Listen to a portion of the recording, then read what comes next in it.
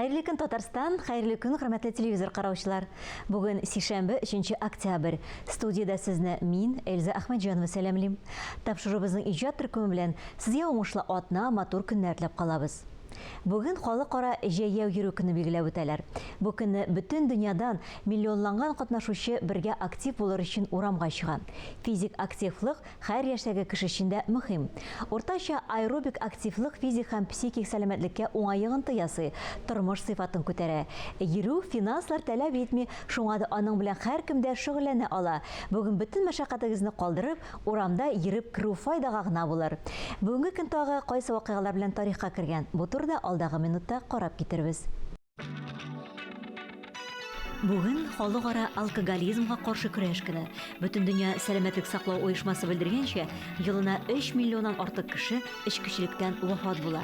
Көннең максаты алкоголь эчемлекләренең зыяны турында мәгълүмат тарату. Бүген Россиядә ОМОН көне, полициянең махсус бүлекчәләре хезмәткәрләренең һөнәри бәйрәме.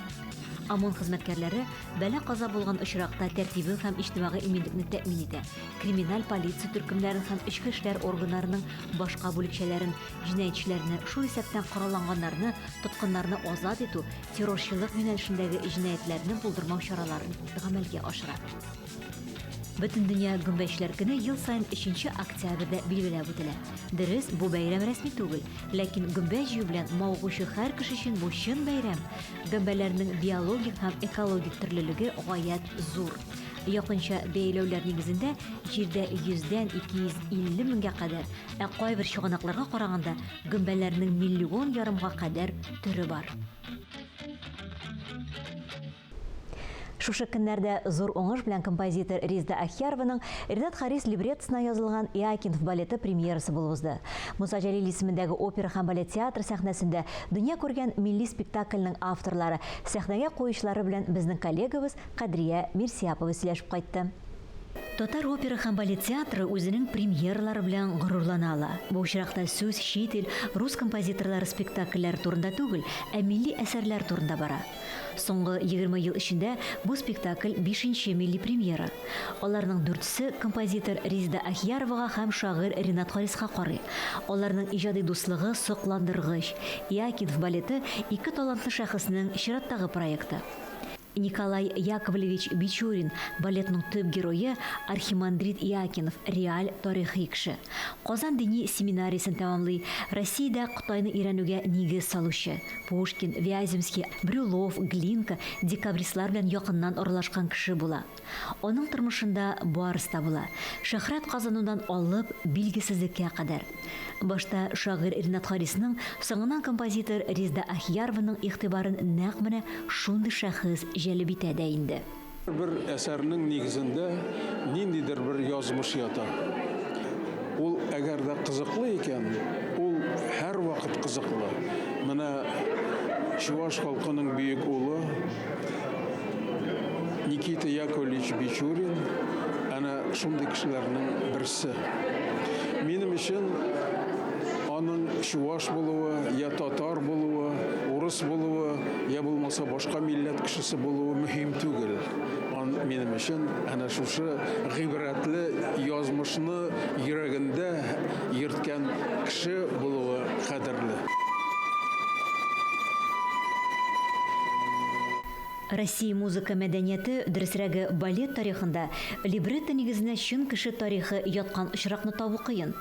70нче еллар уртасында Андрей Петров Петр I балетын язган. Икенче шундый мисал Резда Ахьярованың Иакинов балеты. Балет өчен бу ни дәрәҗәдә катлаулы образ дигән сорауга автор гына җавап бирә ала.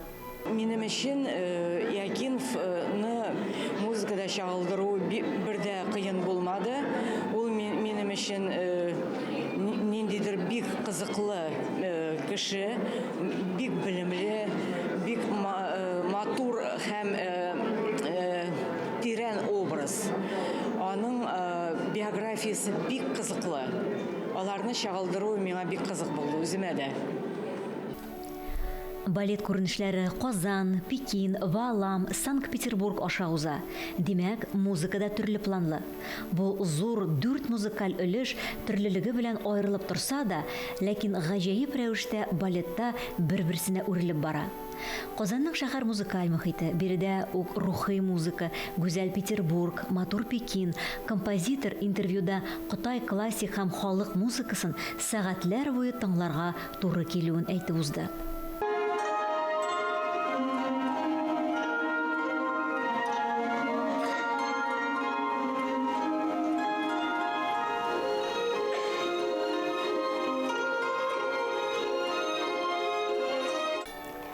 Хореограф қоюшы Александр Полубенцев балет үстендә эшләгәндә төгәл драматургия төзергә тырышып каравын әйтте.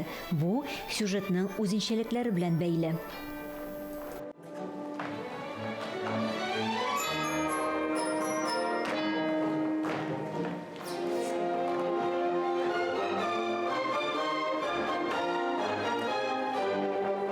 Когда действие переносилось в Китай, то здесь я долго изучал китайские танцы. Я дошел преподавателей китайского танца. Вакыйгалар Кытайга күчкәч, әлбәттә, мин Кытай биюләрен узак өйрәндем. Кытай биюләренә өйрәтүчеләрне эзләп таптым. Үземә бу дөньяны ачтым. Бу гаҗәеп дулкынландыргыч культура, кызыклы сыгылмалылык, рус һәм Европа культурасына бөтенләй хас булмаган хәрәкәтләр. Хореография Кытай биюләренә нигезләп төзелде. Кайдадыр чын, кайдадыр стильләшкән хәрәкәтләр кулланылды. Иң мөһиме, миңа кытайлылар Пекин рухын һәм образын ачып салырга кирәк иде.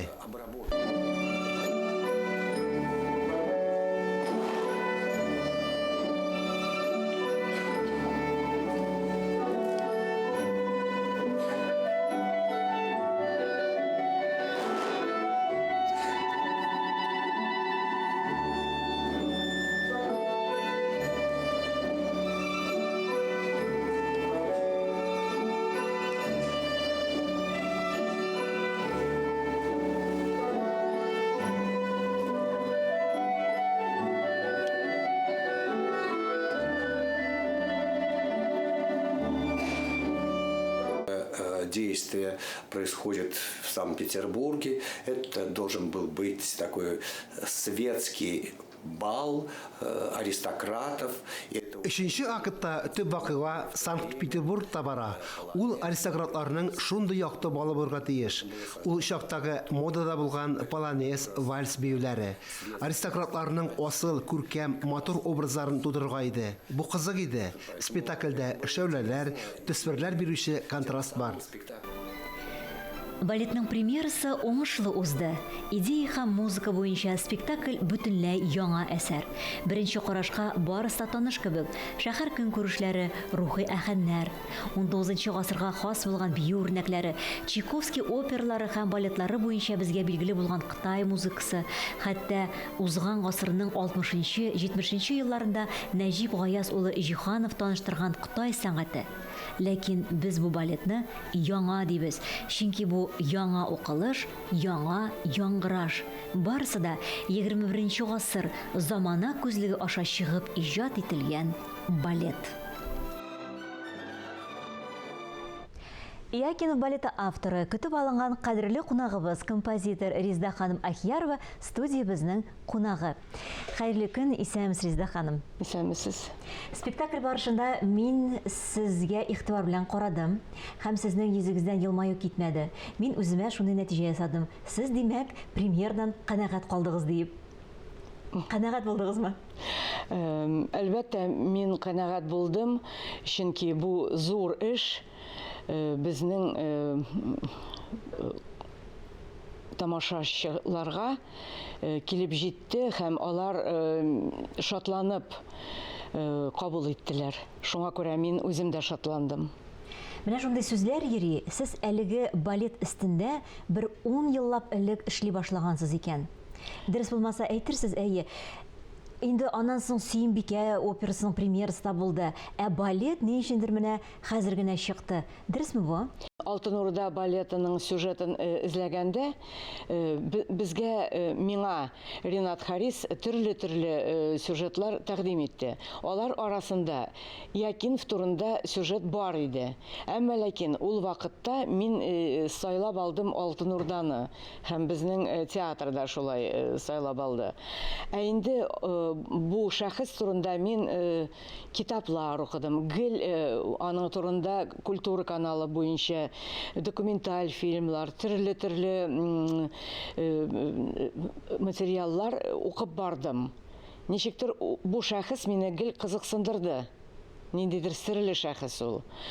Һәм менә инде операдан соң нәрсә язабыз дигәндә, менә шул сюжетта без тукталдык. Аны Ринат Максумович миңа тәкъдим итте, менә инде тагы бер кат. Тагы ул берничә сюжет тәкъдим иткән иде. Алар арасында инде бу юлы мин Якинов турында сайладым. Бүгенге көнгә кадәр дә аны Кытайда бик зурлыйлар. Аның шәхесе танылган һәм аның иҗатына, аның хезмәтләренә бик күп әһәмият бирәләр. Миңа күптән түгел менә җибәрделәр Кытай телендә чыккан материалларны. Мин аларны әлбәттә тәрҗемә итә алмадым. Әмма ләкин менә аның 235 елына багышланган материал. Ул 10 ел элек чыкты. Шул материалны миңа менә бүген җибәрделәр. Һәм быел Якиновка туына 245 ел. Һәм бу уңай белән Россия дәүләт библиотекасында востоковедение отделында бюст ачылды. Димәк, аның исеме, аның эше хәзердә яши. Гасырлар ашады. Гасырлар аш. Ринат ага Харис монда шундый мәхәббәт тарихы керткән балетка, име. Менә шикләнеп тә куям. Ул чыннан да булган микән шундый хәл? Чөнки бит инде безнең менә бу ул дин әһле булган. Дин белән мәхәббәт шулай янәшә йөри микән соң? Ул чынлап та булган биографик белдермә. Ул бик шундый горур, шундый бик үз сүзле кеше булган.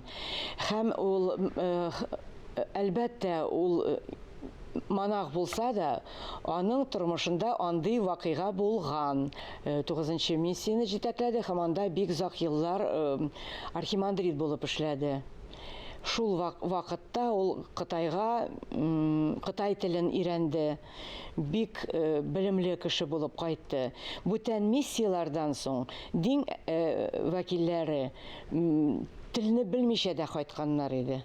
Ул менә шундый беренче шәхес. Әлбәттә шунда әйтергә кирәк, Кытай теле ул иң авыр телләрнең берсе. Ие, ул гади кешеләрдән, гади кешеләр анда 5000 иероглифлар беләләр, кулланалар. Ул бик күп иероглифлар кулланып, 2 мәртәбәгә күбрәк тә иероглифлар өйрәнгән. Бик матур бию керткәнсез сез нәкъ шушы балетка иероглифлар белән багышланган шулай бит? Ие. Бик матур. Һәм гомумән әйткәндә, менә музыка иң беренче яңгырашына, уның иң беренче аккордларына ништер шул кадәр үзенә тартып эшкә менә алып кирип китә. Без монда рус музыкасында ишетәбез, татар әһәннәре дә бар, чуаш музыкасында керткәнсез. Ул тумышы буенча әтисе чуаш, аның әнисе рус кешесе дип әйтәләр. Шуңа күрә мин үземнең әсәремдә керттем чын чуаш җырын.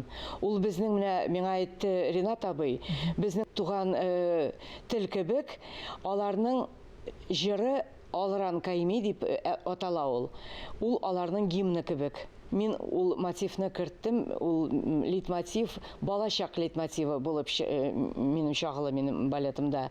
Үземне беләсезме нәрсә җәлеп итте? Сәхнәдә Кытай ханымны күрү һәм махсус алып кайтарылган уен коралы булды ул. Кытайча яңгырады, Кытай уен коралы. Бу идея шул кадәр матур, ничек аны сез тормышка ашырдыгыз һәм ничек ул барлыкка килде? Кытай музыкасын мин бик яратып яздым. Бәлки анда минем татар интонациялары да кергәндер дип уйлыйм, чөнки мин татар кешесе, татар композиторы буларак аннан үземне ничектер шикләндерә алмыйм. Менә безнең балетта чынлап та бик матур гуджин дигән Кытай инструменты яңгырады. Анда бу инструментта уйнады Джин Юй. Ул искиткеч матур башкаручы, виртуоз башкаручы. Менә без аның белән язылышабыз. Ул бик тели безнең бу балетны Кытайда күрсәтергә кирәк. Чөнки искиткеч Кытай акты аңа бик ошады. Анда килгән иде хәтта безнең консул Татарстанда эшли торган үзенең свитасы белән. Аларга да ошады Кытай акты. Мин уйладым, мин дөрес юнәлештә язганмын дип, шулай Кытайларга, чын Кытайларга ошагач. Резда ханым, менә сезнең ничә еллар инде дәвам итә дуслыгыгыз Рената Харис белән? Сез бит әле балет, опера гына иҗат итмисез, диме? Иң беренче сез ничектер җырлар белән кирип киттегез. Һәм шунысы да шатлыклы, шунысы да шатландыра. Бүгенге көндә сезнең элек язылган җырларны бүгенге көн яшьләр оста итеп башкаралар һәм алар ниндидер яңа яңгыраш алган кебек. Менә бүген килеп көнегезне безнең белән башлаганыгыз өчен зур рәхмәт әйтәсебез килә. Әлбәттә инде бу эшегез чираттагы уңышыгыз, чөнки сезнең уңышсыз булмаган бер эшегез дә юк, барса уңышка дучар була. Бу инде әлбәттә безнең опера театрының бизәге, безнең милләтебезнең бизәге булсын. Шулай бит. Һәм инде менә бу куелган планнарыгыз, хыялларыгыз Пекинга барып, Кытайга барып, шушы балетны күрсәтергә насыйп булсын иде. Бик зур рәхмәтемне әйтәсе килә, әлбәттә, Ринат абыйга. Ул минем белән гел бергә, без гел бергә эшлибез, бер-беребезнең иҗатыбызга сыкланабыз, бер-беребезне дәртләндерәбез. Безнең гаиләләр бик дус. Һәм минем бик зур рәхмәтемне әйтәсем килә безнең опера театрына. Чөнки шундый безнең җитәкчеләр опера театрында булмаса, безнең иҗатны яратмаса, безне чакырмаса, тагы да тагы яңа әсәрләр язарга, безне дәртләндермәсәләр, бу әсәрләр бәлки килеп тә чыкмас иде. Мин бик рәхмәтле безнең Рафаэль Сабирович Мөхәммәтҗановка һәм бөтен артистларга, оркестрга. Айрат Кашаев искиткеч матур алып барды бу спектакльне. Мин рәхмәтле минем балетмейстер Александр Михайлович Полубенцевка. Чөнки без бик матур, бик тату, бик үзебезне аңлап, яратып безнең эшләребезне эшләдек.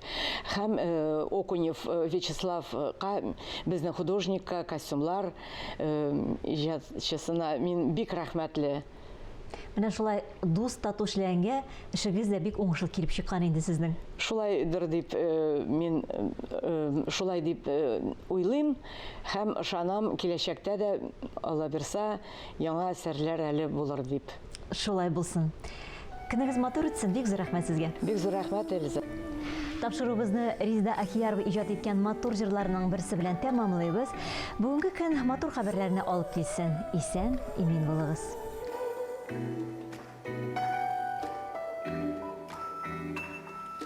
Күзләремдә минем нурлар кимеп, сыман нурсыз кала кебек, җырларымда сүзләр.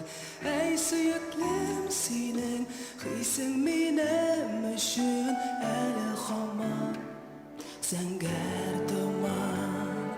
Синең хисең зәңгәр томан.